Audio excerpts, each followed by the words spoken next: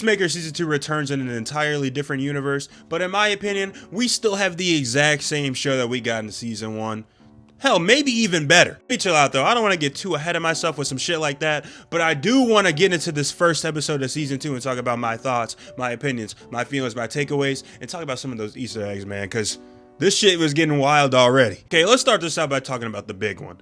The big retcon choice by James Gunn that honestly I thought was hilarious. You're casually watching this previously in the DCU, which tells you what in Peacemaker Season 1 is going to be canon to Season 2, you feel what I'm saying?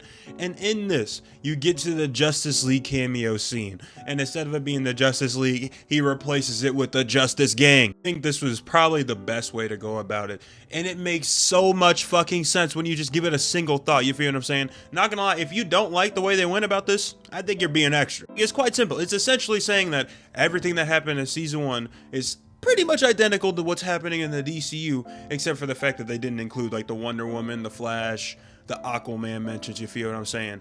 But the fact that Project Butterfly happened, the fact that Peacemaker got out of jail and helped Harcourt and helped all of them and helped out Abayo, you feel what I'm saying? And Amanda Waller was behind it. All of that lines up. The only thing that's not the same is the Justice League isn't a thing in their universe, so it was the Justice Gang. Like, that makes so much sense. I think this makes so much sense, bro. It makes sense, in my opinion, for two universes when there's over 100 in the DCU, James Gunn said, you feel what I'm saying? It makes sense for two universes to be the same, and then for that one little branch to have them pivot and be two completely different things. And like I mentioned before, that shit was funny, so it knocked it out the park, in my opinion. Also got our first look at the new Peacemaker Season 2 intro. It kind of gave me the same vibes as the first season, except they added some different themes to it. I feel like they added some new people that were dancing, obviously, because new cast, duh. It goes perfectly along with what I think the real theme of this season is going to be, and that is a love story between Harcourt and Peacemaker. We're still going to get our casual Peacemaker things. I mean, he has a fucking orgy in the first episode. You feel what I'm saying? Like, that is the Peacemaker that we love.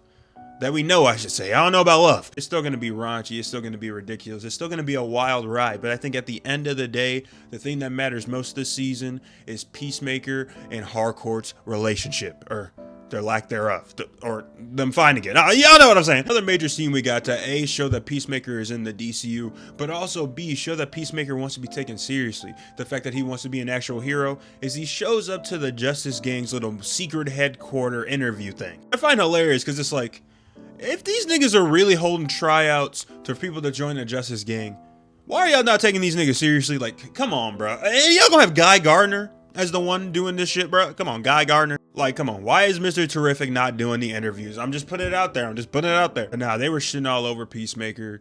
Pretty much saying he was nothing, saying that he sucked. So Peacemaker storms off, he's pissed, he's over their bullshit. Got to throw in there that Peacemaker randomly on a random night when he wanted eagerly to get a little bit of flight in because it was way too cold out there. I don't blame you. Peacemaker only wear tighty whities that night anyway. He was not going outside. But anyway, he ends up going into his dad's old unfolding quantum storage chamber. I think that's what that shit's called. If I got that right first try, somebody give me $5. He ends up entering that room where he sees a different version of his dad, and that freaks him out.